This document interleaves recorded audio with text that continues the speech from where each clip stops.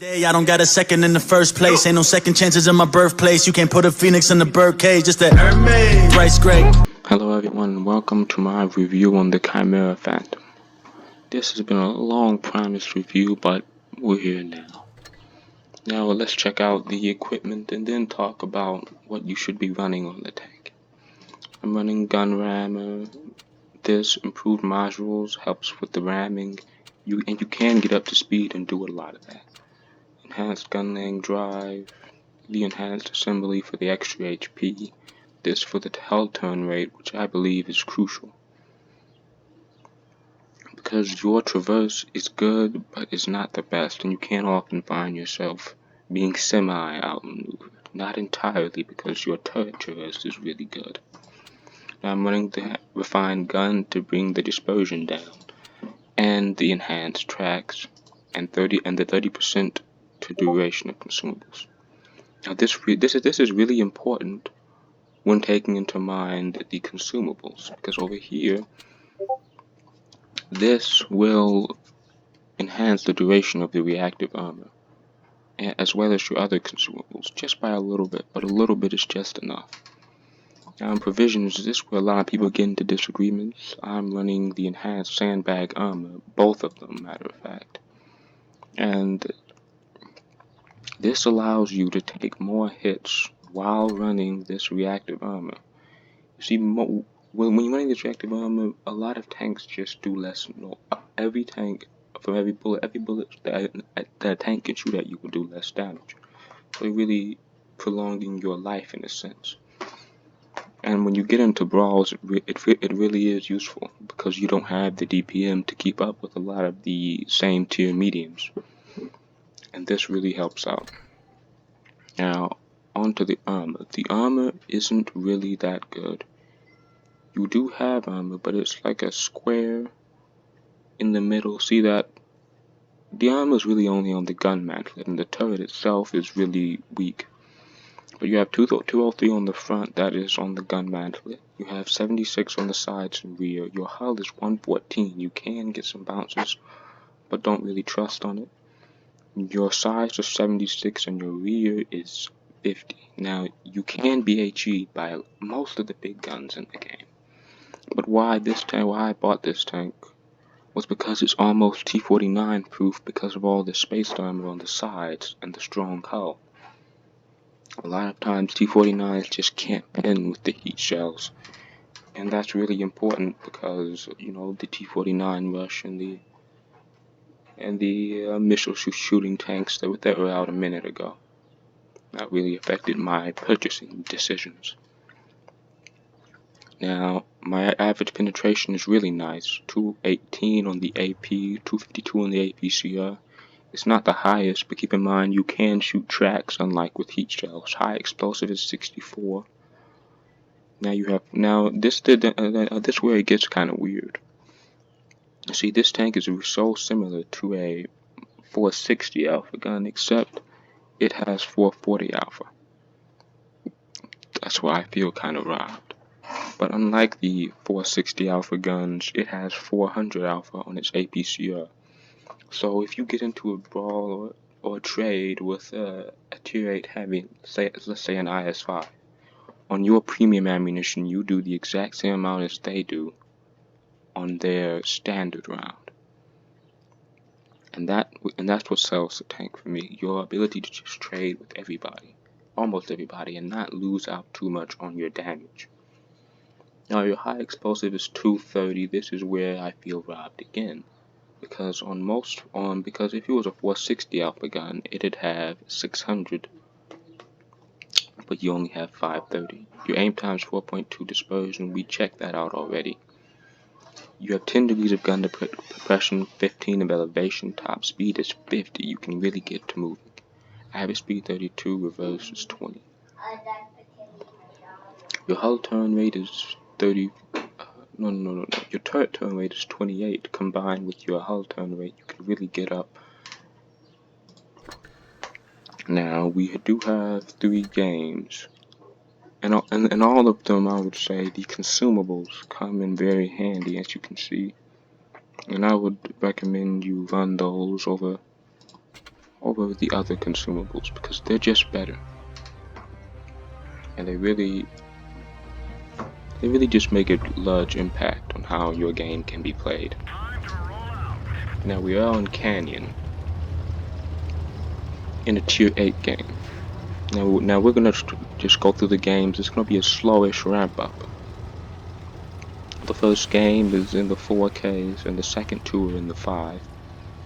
I didn't really want to do the review until I got some 5K games and some masters. Although I believe all 3 of my games are masters. But if it's not 5K, it's not really worth too much, in my opinion.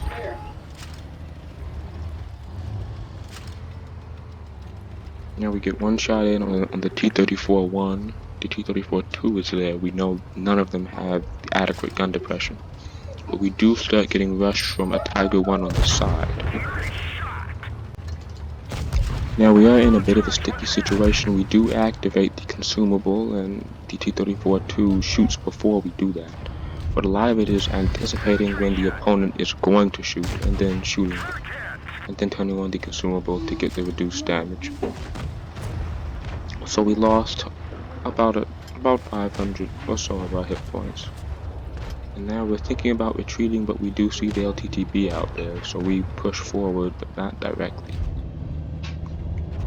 They're still focused on the LTTB, so we're coming around the side. The Tiger 1 notices us and reverses. We do load the APCR as he is attempting to side scrape.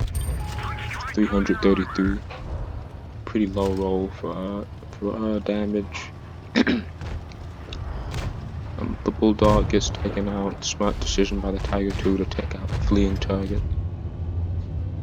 We push around, hit the AP shell. We get hit by the 34-1. Someone bounces off his back. That's very lucky.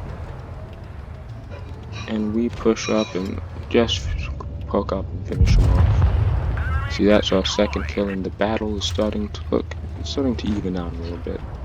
Well, it's looking a bit dire. But now there's AC. We are gonna ignore him for the time being. Although he is not a dangerous target. We're keeping our eye on the Tiger 2s. That tank has gotten really annoying over the last updates. Because the armor is just so good now. I like that the Tiger 2 was buffed because it was bad for the longest of times. They just made it too good and it's just too popular now. But we do get one shot in, 453. The LTTB's around the back, so we're going to assist him. Reload the HE and finish him off. That's our 4th kill.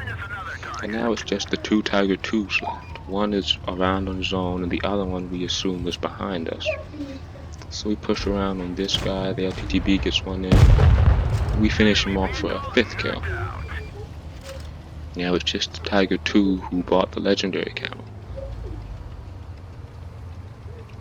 And our team is going to do the right thing and just surround him and give him too many options, but not enough for him to actually defeat us. Now we do get a high roll on the APCR 433.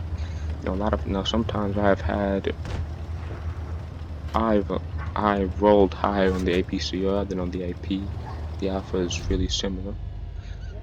We get a 550 max roll in, and we back up, and now he's just surrounded. There's LTTB on one side, a Tiger 2 in front of him, and a Chimera behind him. We push forward and shoot one more time. 1,700. We should have went down and rammed him, to be honest, to get that last little bit of damage, but we didn't. We finish it on 4 kills, 4,699 damage, and 5 kills.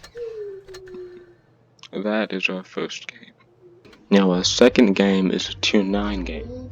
There aren't a lot of tier 9s, but this really shows how the tank can possibly hold up in a tier 9 battle scenario. or it is up tiered. But this tank can really hold its own at all tiers. In tier 7 it's a beast. A lot of the tier 7 lights and mediums struggle to pin the hull, as it is armored in tier 7, but in tier 8 you'll find that you don't really get too much bounces. I would say overall the armor is just okay. You can't really trust it to get bounces. Although you can use your maximum gun depression, but even then, like I said, the armor is only on the gun mantle, so if they don't hit that, then it's a guaranteed pin every time.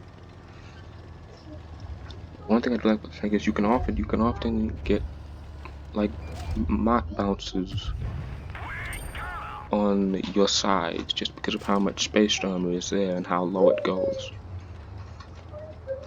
So it's really just a troll tank as far as the armor goes, but the tank's accuracy. But the tank is very accurate. We're about to pull up and make a pretty good shot here. We do get spotted by the Centurion. We do see the Lowy. We think about APC up, just lower the AP and hit the side of his turret. See, and that's why I say the aiming consumable isn't really needed, because for your gun caliber, you actually have a great accuracy. You're one of the few tanks that can get your dispersion under 0.2, even though it's 0.297, it is under 0.2. Now we see this T-34. I didn't think he had the gun depression to hit us here. That's why I didn't activate the consumable. So we push up, hit a shot into the Lowy 475. The AMX puts a shot into the dirt. He probably has 2 more if he hasn't shot anything. We poke up again. The Lowy looks armored. We get shot. We take a shot from him and shoot the J Panther for 404. Now this T-34 is starting to become a bit of a bother. He's actually doing damage, so we need to put an end to that. We hit him for 439. The ISD defender around our rear is starting to get wrecked, so it's not looking too good. The Lowy is pushing, but he is quickly finished off, and we don't have to put a shot into him. The Object 704 comes through at the last moment. We activate the consumable and see the T-34 rolled 259 on us, while we rolled a whole 400. So this is where the consumable just boosts your life. Instead of doing around 300 to 400, he only did a meager 269 for a 400 alpha gun. That's not even a roll that it can do. The AMX pokes up, we get a max roll of 550, and now me and this Lowy are kind of not in sync, getting in each other's way. We're both trying to turn around, only one of us can. And we present our flat side T-49, but like I said, the spaced armor on the side makes the tank near T-49 proof, so that is a big reason why I chose to buy this tank as opposed to a few others. With all the T, because a lot of times you're seeing 2 or 3 T-49s in a battle. At least I would say I am. It just gets super annoying if you're driving a lightly armored tank. This tank has the mobility and the armor to keep up with the mediums, but also heavies as well, and you can actually get a couple of bounces. But the T-49s will find you almost impenetrable unless they happen to get around the back. They can put the HE in, but that's something that you have to let happen, to be honest. Now we're thinking about poking out. This J Panther is not being vigilant. Now we know where he is. He couldn't have moved, because he really has nowhere to go. He's watching the corner just in case we poke out. This is where it gets a little boring, because it's just us peeking in and out. We are running the consumable, guys, but at this point in the game it wouldn't really matter since we're one shot anyways. Now here's something I thought the consumable did. It reduces the tank's alpha, and that doesn't have anything to do with how much HP you have. So the way I thought it worked was it judged it based off the tank's alpha and your HP. in that if I have 179, they can't do more than 179 damage on me. But that's not how the alpha works. They're hitting you for their average damage. It's just that you don't have enough life to take that. Now we do poke out in just a little second. The AMX isn't interested. We get impatient. It was like, okay, if we die out here, we die, but this guy is not watching it. We pull a nice shot in. Now the AMX knows that. Now the only thing the AMX can do is come around our rear. The way the Object 704 is currently pointing. And that's exactly what he does end up doing. Now he gets one shot and we know he's on a 3-second reload. His driver's broken and we finish him off for 5k, 5 kills in a tier 9 game. And with a lot of heavies and TDs. And we ended on 5.5k damage. A lot of credits. We were running the boosters, I believe. Yes, we were running boosters. But even with the boosters, even without the boosters, we made 132,000. Yeah, just over 129,000. So you don't need the boosters to earn credits in this tank. Now comes the best game. So platooning with my boy Eddie here. I seem to have all my good games when I'm platooning with Eddie. He does get murdered in this game, but we do get the old revenge. Run Desert Sands playing Supremacy. I don't really like to play Supremacy a lot because it sort of like gives the enemy an extra goal. They don't have to defeat me in order to win. And I just hate when people just run around the game and just do nothing and still have the ability to win, just off capping a few bases. I personally don't cap bases at all. I'm out here to defeat people. We see this T-23 again. Here's what I'm saying, he's capping B. You never cap B at the beginning of the game, it's just too exposed. You can be hit from all sides.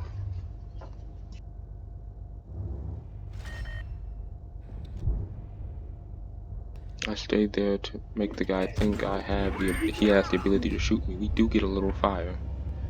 And someone finishes him off. We racked up 960 damage. And we're trying to get a shot on these crossing tanks. We missed our shot. If we waited, we could have hit it. Now Eddie's in trouble. He is in the middle area. That area can start to get bad if the enemy pushes around and gets to good sniping positions. And they're eventually going to do that. I didn't think that I would remain spotted in this situation. I push up and don't get to shoot.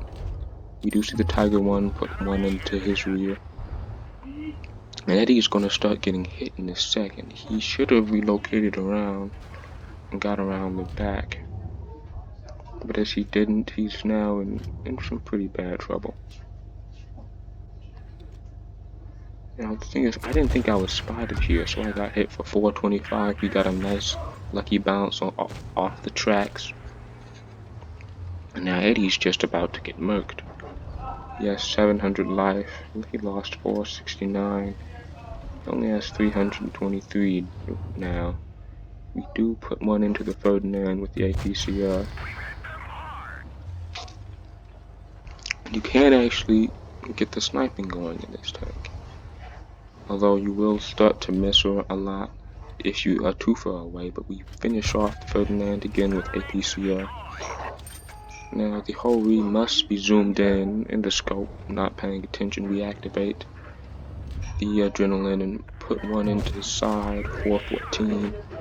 Now Eddie's in trouble. We're thinking about pushing up, but we decide not to. We decide not to push all the way in.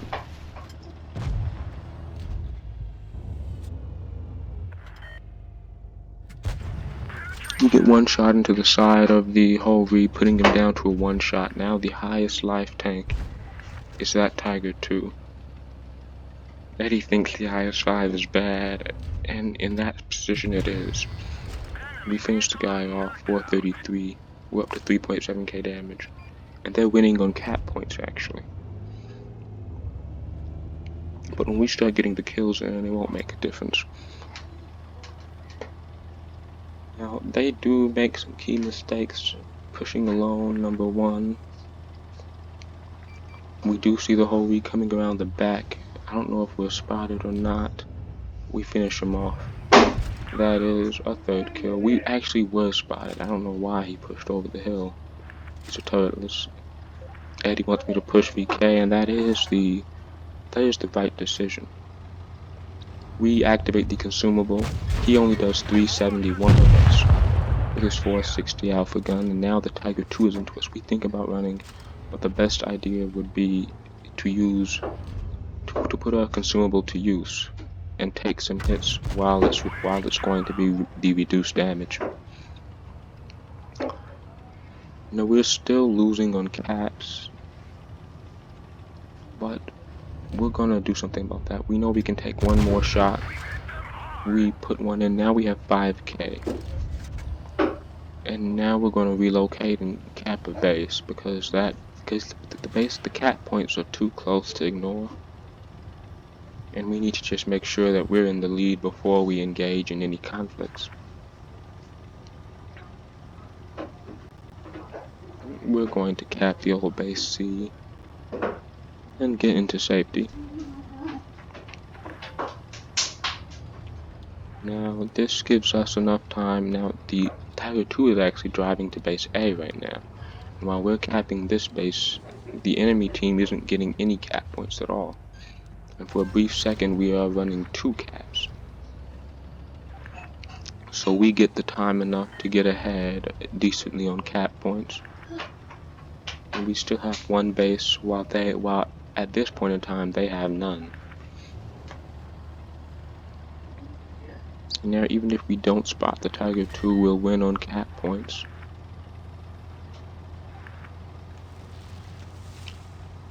Now we're trying to push up and get the final shot as we do have more view range.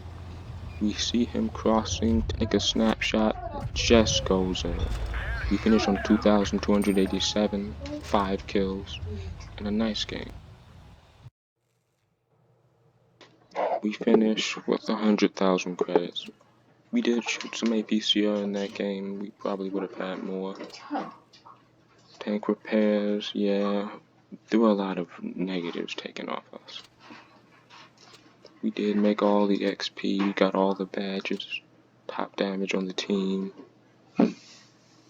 So that's the end of that. And yes, as you can see guys, in that last battle, the consumables really did make a difference. Everyone got lower rolls on us. As you can see, the VK with 460 alpha. 460 average only rolled a 371. The Tiger 2 was rolling 225s. And we were able to conserve our hit points while taking hits. And this is really the only premium tank in the game with the consumables, which makes it an even more unique checkpoint. I do have most of these things on medium tanks and all of them on heavies. Light tanks is lacking except for this one. I made sure to max this one. Now I hope you guys enjoyed a little review. Like, subscribe, and I'll see you next time.